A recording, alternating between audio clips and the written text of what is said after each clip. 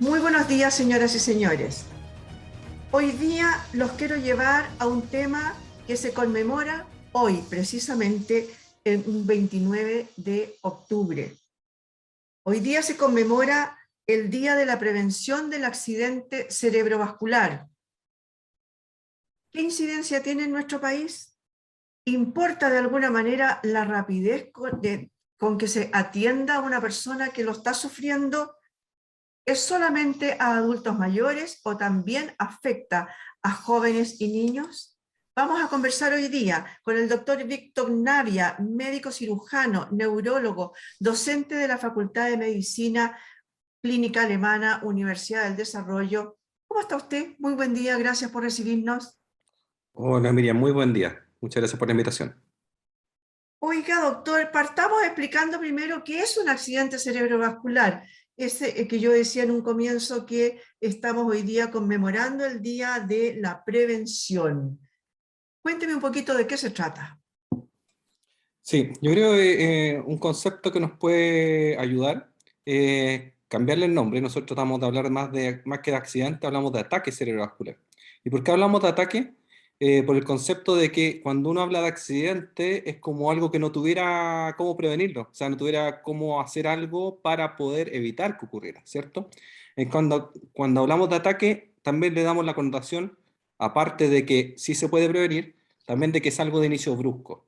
O sea, ¿cierto? Entonces, muy importante esa connotación de que es un ataque, ¿cierto? Algo de inicio brusco, y que se caracteriza por un déficit focal, o sea, un cuadro de inicio brusco de debilidad, por ejemplo, de un brazo o una pierna, dificultad para hablar, para encontrar las palabras o que hable traposo, debilidad de la cara, que se enchueque, se, se disminuye el surco de la comisura labial, y algunos otros síntomas como puede ser visión doble, visión borrosa, inestabilidad para caminar. Esos son los síntomas principales. Ahora, ¿por qué se manifiestan estos síntomas? Dependen mucho del área cerebral que está afectada. Estamos hablando que esto puede ocurrir derivado de que se tape una arteria, ¿cierto? Que sería un infarto cerebral, o derivado de que se rompa una arteria, que sería una hemorragia cerebral. Si hacemos un símil de esto con un jardín, por ejemplo, y que tuviéramos una manguera y que tratáramos de regar el jardín, un infarto cerebral sería, por ejemplo, que se tapara la manguera y que no pudiera regar el jardín, por ende, no llega el agua, que sería en este caso la sangre, que lleva el nutriente, el oxígeno al cerebro, y eso termina por generar la muerte de esta neurona, o sea, se mueren neuronas. Eso es importante.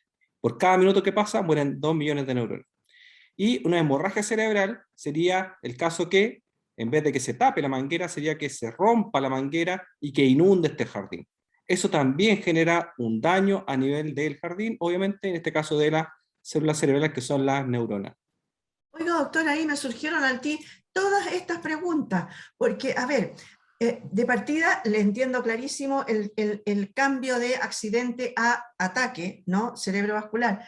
Eh, Porque uno se queda con la idea de que solamente el accidente cerebrovascular, como dice usted, es algo accidental. O sea, por ejemplo, a partir de un accidente en el que te golpeas la cabeza y se provoca un traumatismo encefalocraniano, por ejemplo, en el que alguna no sé, venita o lo que sea, se rompe y deja la embarrada dentro del cerebro. Que también podría ser un accidente vascular en ese caso, ¿no? No, son cosas totalmente distintas. Estamos Ya. hablando del traumatismo encefalocraniano, que tiene otros mecanismos.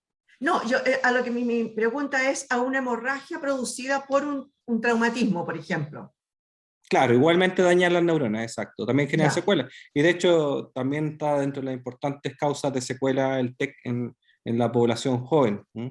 Sí, ahora mi otra pregunta que me surgió también de lo que usted dijo recién es que, a ver, la persona tiene todos esos síntomas que usted nombró, que se le cae la cara, a lo mejor un lado de la cara, que tiene dificultad para hablar o visión borrosa, pero cuando la persona está con el ataque, la persona que lo está viendo, ¿cómo se da cuenta de eso? Porque Sí. seguramente la persona del ataque no va a poder decir, oye, me está sucediendo un accidente vascular o un ataque vascular encefálico. ¿Cómo nos damos cuenta? Sí, muchas veces el paciente sí se puede dar cuenta, ¿ah? Porque ¿Ya? están también, la mayoría de los pacientes están conscientes de lo que les está ocurriendo y de hecho se angustian de forma importante. Aún así, como dices, es súper relevante que la familia y el entorno cercano, la gente que trabaja con uno, ¿cierto? Incluso los niños deberían reconocer los síntomas del ataque cerebrovascular. ¿Y cómo se puede hacer? Uno puede pedirle a la persona, para ver el tema de si habla bien o no, pedirle que diga una frase, ¿cierto?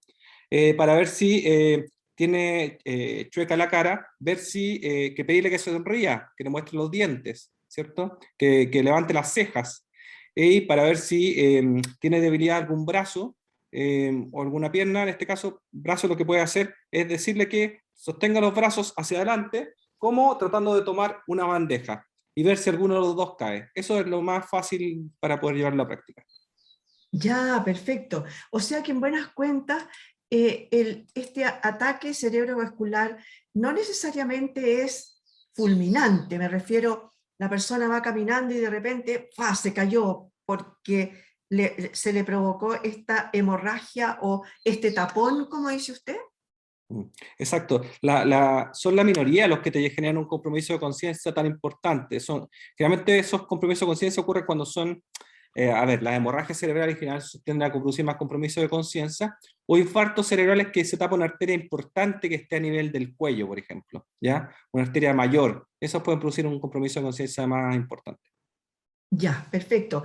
Por lo tanto, hay tiempo para, eh, no sé para reaccionar en buenas cuentas, ¿no?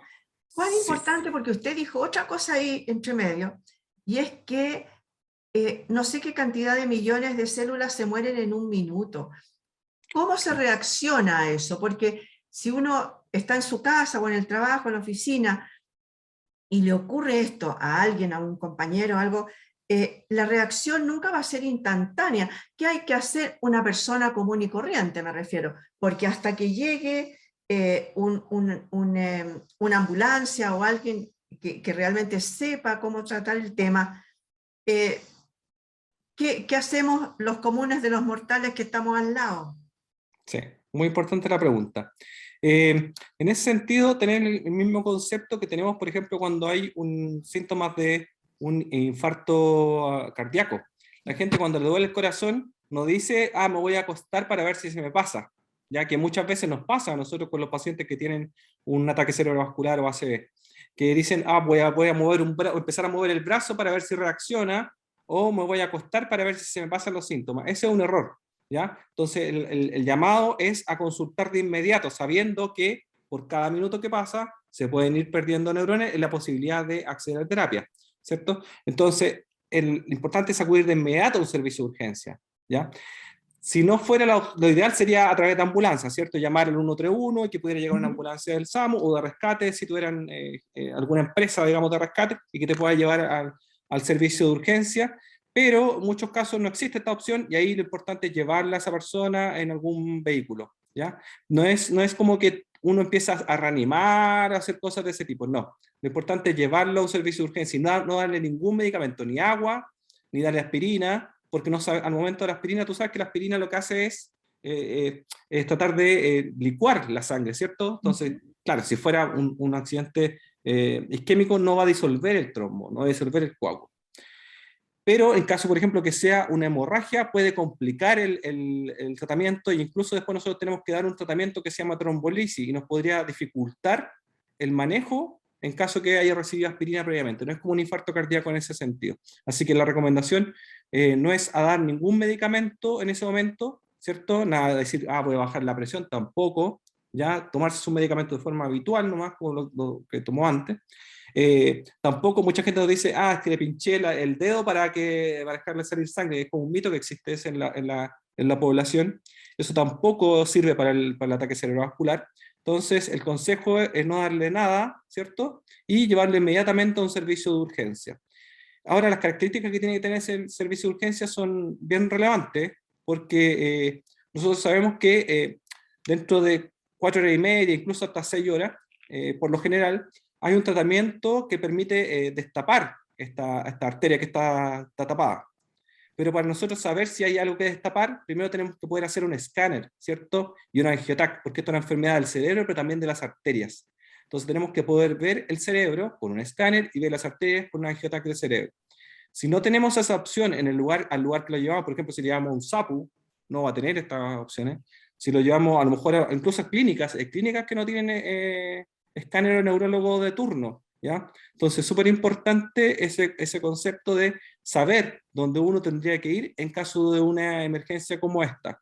Interiorizarse, conocer, digamos, los servicios que tenga de asistencia en caso de alguna emergencia, o incluso cuando uno sale de vacaciones o va de visita a algún lugar, también es importante interiorizarse y saber qué opciones tiene, sobre todo si personas que tengan factores de riesgo.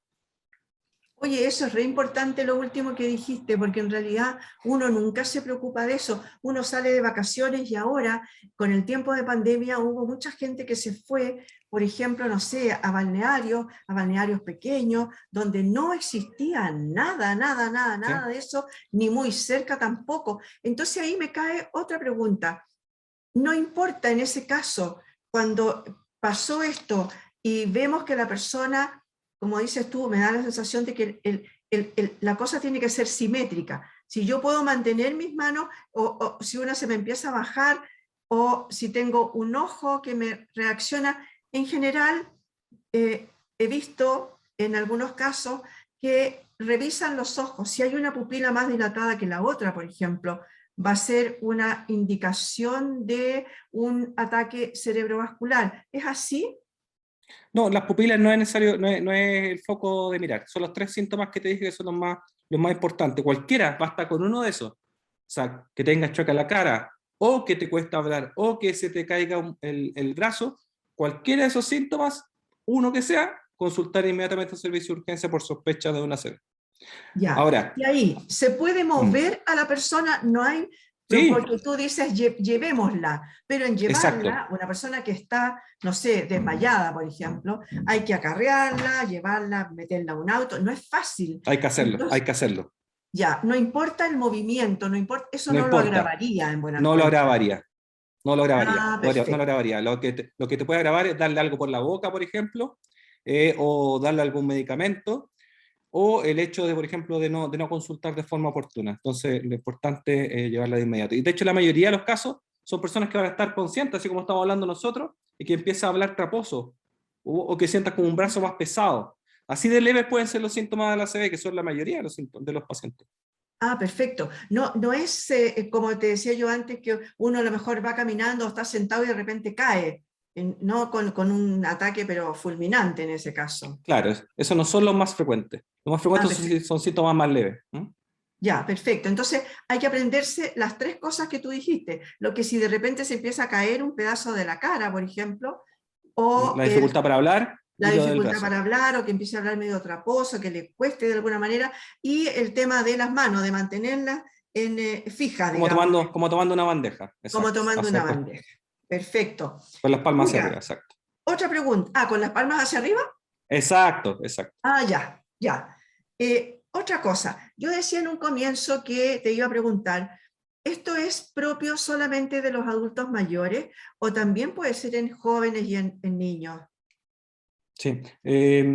A ver, ¿qué es lo que hemos visto? Sabemos que es mucho más frecuente en adultos mayores, sobre todo personas mayores de 70 años.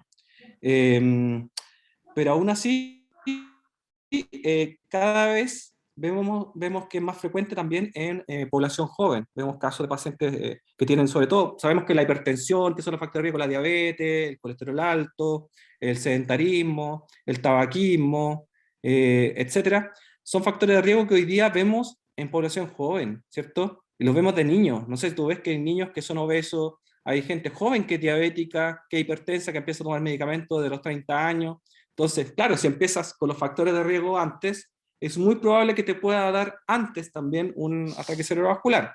Eso es súper importante tenerlo en cuenta. Y también hay algunas otras causas de ACV que no viene al caso, digamos, en este momento, pero que también pueden ocurrir en pacientes más jóvenes. Entonces, el concepto es que no es exclusivo de la gente mayor, también ocurre en gente joven. El problema es que cuando ocurre en gente joven, estamos hablando que los años de vida asociados a discapacidad, que es el impacto que vemos nosotros los pacientes a largo plazo, es mucho mayor.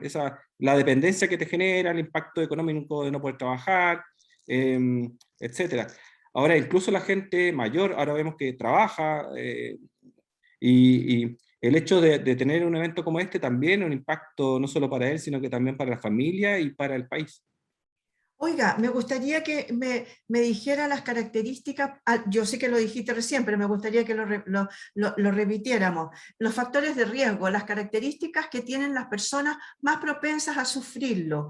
A lo mejor alguien que tenga una herencia de alguna manera, por ejemplo, papás o mamás que hayan sufrido algún ataque cerebrovascular, pero además de eso, a ver, podemos venir, a lo que me refiero es la obesidad, todo eso que tú mencionaste recién, que me gustaría que lo reiteraras, pero también puede ser que vengamos como fallados de fábrica de alguna manera y que nos va a dar.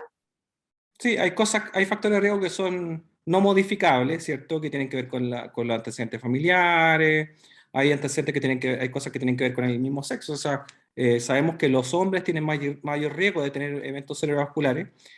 Aún así, las mujeres cuando tienen eventos cerebrovasculares en general son más severos, ¿ah? Y quedan con mayor discapacidad.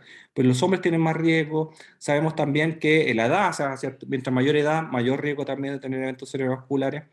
Pero también hay factores que, que son modificables, ¿cierto? Y dentro de lo modificable, el más importante lejos es la hipertensión arterial. El problema es el siguiente, que menos del 50% de los hipertensos están diagnosticados. Entonces, la gente no se chequea, no se controla la presión arterial. O les dicen alguna vez que le encontraron la presión alta o que eran hipertensos y después, como empezaron a tomar la pastilla, el medicamento les bajó la presión y dijeron, ah, entonces ya no soy hipertenso, yo tengo la presión buena. Y ese es un error, ¿ya? El hipertenso, la hipertensión arterial es una enfermedad crónica, o sea que te va a acompañar toda la vida, al igual que la diabetes, ¿cierto?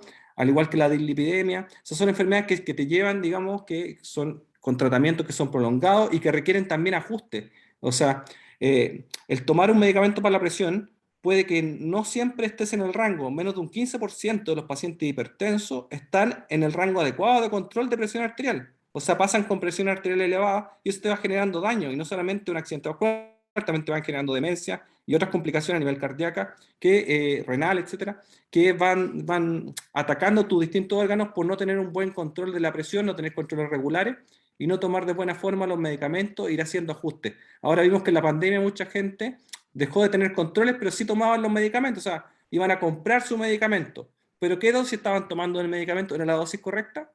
Porque nuestro cuerpo va cambiando, la enfermedad va evolucionando también en nuestro cuerpo y las dosis pueden ir cambiando durante el tiempo. Así que es súper importante chequearse y no quedarse en la casa. Oye, eso es re importante. Además, hay otra cosa. Cuando uno va caminando de repente por una plaza, hay un toldito donde dice, tómese la presión aquí.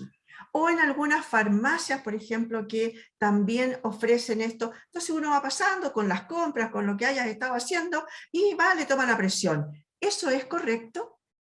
Sí, como screening, como método de tamizaje, te sirve. Sobre todo alguien que no sabe que si es hipertenso o no, ¿cierto?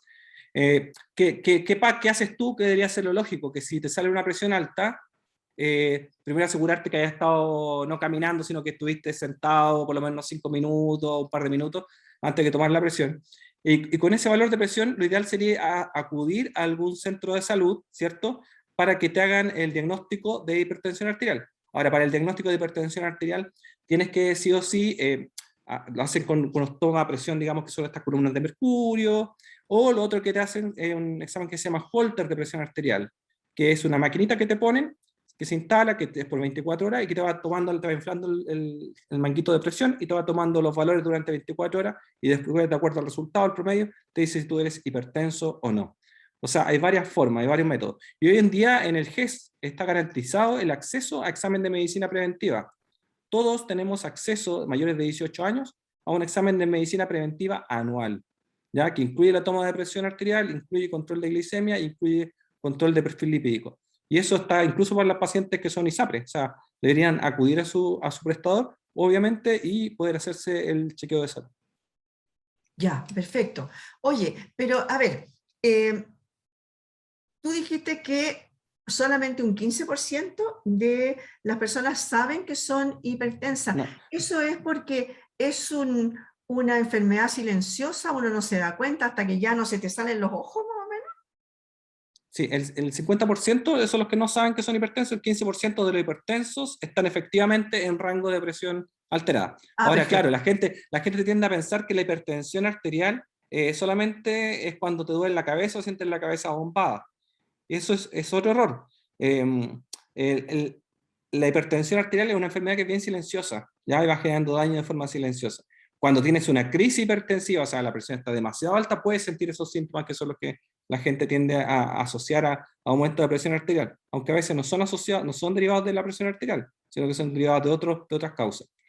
Otro concepto que me quedó en el tintero es que en el contexto de los ataques cerebrovasculares existe la noción de que el dolor de cabeza es un síntoma relevante. Y viste que no lo mencionamos, ¿ya? Eso Ujú. quiere decir que el dolor de cabeza no es uno de los síntomas importantes en el ataque cerebrovascular. Menos del 10% de los ataques cerebrovasculares duelen la cabeza. ¿Ya? O sea, no tienes que esperar que tú en la cabeza para pensar que es un ataque cerebrovascular. Los síntomas que conversamos son los más frecuentes y que te hacen predecir de que es un ataque cerebrovascular. Los dolores de cabeza asociados a un ataque cerebrovascular, en general son dolores de cabeza que son intensos, que llegan a la máxima intensidad de 10 de 10, ¿cierto? En menos de un minuto. ¿Ya? Como si te pegaron con un palo en la cabeza, así de intenso. El resto de los dolores de cabeza en general no se asocian a accidente vascular. Y lo otro, el otro concepto importante es que no es no porque te duele la cabeza los días previos, significa que te está avisando que vas a tener una ACV. Eso también es otro error. No hay, en general no hay aviso. Esto no te avisa de qué te va a ocurrir. Entonces es importante prevenirlo y sabemos que hasta un 90% de los ACV se pueden prevenir si controlamos los factores de riesgo que conversamos recién. La hipertensión arterial, la diabetes, el colesterol, el sedentarismo, alimentación saludable, el tabaquismo, el hecho, por ejemplo, de controlarse si tiene alguna arritmia cardíaca, ¿cierto? Eso es súper relevante. Doctor, cuénteme, ya se nos está acabando el tiempo, pero cortito si puedes, ¿cuáles son las secuelas? ¿Cuáles son aquellas, con aquella incapacidad que puede quedar una persona con un ataque cerebrovascular? Sospecho que van a ser distintos, depende de si fue rápidamente atendido, de si fue más leve o no, etcétera. Pero cuéntenos un poco cuáles son aquellos, cuáles son las secuelas con las que uno puede quedar.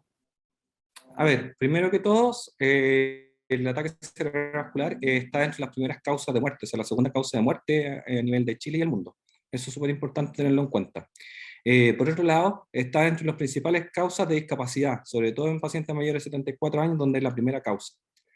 Eh, y eso es relevante, porque tiene un impacto, como te decía, para la salud de la persona como para su familia. Al margen de eso, en cuanto a consecuencias o que los síntomas o secuelas que puede quedar la persona, es muy relevante el tratamiento, la oportunidad del tratamiento, y lo otro que es la rehabilitación. ¿Ya? Están los equipos de rehabilitación, kinesiólogos, fonoaudiólogos, terapeutas ocupacionales, asistentes sociales, enfermeras que ayudan dentro de todo el equipo de salud. O sea, esto no solamente lo maneja el médico. Es súper importante y dentro de eso también la disminución de las secuelas tiene que ver con, aparte del tratamiento que se le da agudo, la hospitalización, el lugar donde se hospitaliza. Lo ideal es que sea hospitalizado en una unidad de accidente cerebrovascular.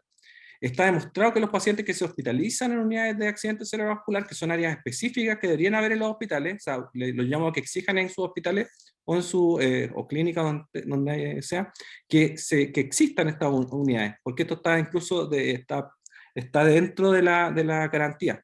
¿Ya?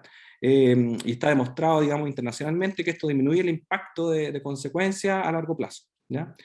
Y en cuanto a secuelas, pueden haber secuelas tanto para hablar, ¿cierto? Dificultad que puedan quedar para encontrar las palabras, pueden tener debilidad en algún lado del cuerpo, alteración en la sensibilidad, dificultad para encontrar las ideas, dificultad para tragar. Es muy diferente, obviamente, de acuerdo a la ubicación de la lesión que tenga el paciente a nivel del cerebro, ¿cierto? Y también en la reserva funcional. Generalmente cuando son pacientes más añosos tienden a quedar con mayor cantidad de secuelas que personas más jóvenes. Ahora, muchos pacientes me dicen que existe un mito de que cuando les viene el primer ACV, como que el segundo o el tercero ya no se salvan. Eso también es un mito, o sea, no tiene ninguna validez para decir eso. Sí, obviamente un paciente que tiene un ACV tiene más riesgo de tener un nuevo ACV. Por ende, dentro del estudio que se hace en la hospitalización, se busca alguna causa a nivel cardíaco, alguna causa a nivel de las arterias del cuello o del cerebro, que pueda explicar la causa de por qué le ocurrió esto. ¿Ya? Muchas veces no se encuentra la causa, ¿ya? Pero cuando se encuentra la causa, se puede intervenir efectivamente sobre ella y si no se encuentra, se pueden generar tratamientos genéricos y cambios de estilo de vida que sí pueden hacer también prevenir que ocurra un nuevo evento cerebrovascular. O sea, el tratamiento y la rehabilitación sirven por un buen tiempo después de esto, ¿ya? Siempre en el mes de octubre realizamos distintas actividades en la Sociedad de Neurología, SONEPSIM, para entregar a la población conocimiento en relación al ataque cerebrovascular. Los dejamos invitados a que si no han podido ver estas sesiones, van a seguir también, quedan disponibles en el Facebook Live de la SONEPSIM, y ahí lo pueden, SONEPSIM con Y, ¿cierto? Donde lo pueden ver si es que no lo pudieron ver durante los días que se transmitió. Muchas gracias, doctor. Oiga, y ahora sí, es verdad que mientras más rápido sea la rehabilitación, es más lo que se va a recuperar. O sea, las neuronas que estaban al lado de las que se echaron a perder, de las que se murieron, ¿toman realmente la acción que deberían haber hecho ellas? Exacto, eso se llama plasticidad cerebral. Y permite obviamente que las neuronas que están alrededor del área dañada suplan en cierta forma la función de estas que se afectaron. Y por otro lado, como te decía, es súper importante que los pacientes se hospitalicen en estas unidades de ataque cerebrovascular. ¿Por qué? Porque aunque no se llegue a este tratamiento, que es la trombolisis o la trombectomía mecánica, que es destapar esta arteria, también están los pacientes que no se logra hacer esto. El hecho de estar en estas unidades hace que el área que está dañada, podríamos volver al tema del jardín, sea una parte del jardín que efectivamente se secó de lleno, pero hay una zona que pueda estar a lo mejor un poco a medio secar, ¿cierto? Un poco marchita. Esa zona, con el hecho de regarla, o sea, de cuidar ese jardín, va a permitir que se salven esas neuronas. Entonces, es súper importante que se genere, digamos, un tratamiento y manejo oportuno independiente, si se hace o no trombolisis o trombectomía. Perfecto. Oiga, doctor, 1.000.000 de gracias por habernos atendido hoy día. Se nos pasó súper rápido el tiempo porque había muchas cosas que preguntar. Muchas gracias por haber estado hoy día con nosotros. Mientras nosotros estábamos conversando, han ido apareciendo aquí abajo en nuestro GC la página web de la que usted hacía mención, donde puedan encontrar estas cápsulas que dice que están a disposición, ¿no? Muchas gracias por haber estado hoy día con nosotros. Gracias, Miriam, y gracias a todos los auditores. Muchas gracias a ustedes, señoras y señores, por haber estado hoy día con nosotros. Yo creo que aprendimos bastante de este miedo tan grande que le tenemos a estos accidentes cerebrovasculares, que ya me dijeron, no lo diga accidente, diga ataque cerebrovascular. Muchas gracias por haber estado ahí hoy día. Esto fue En Tiempos de Coronavirus.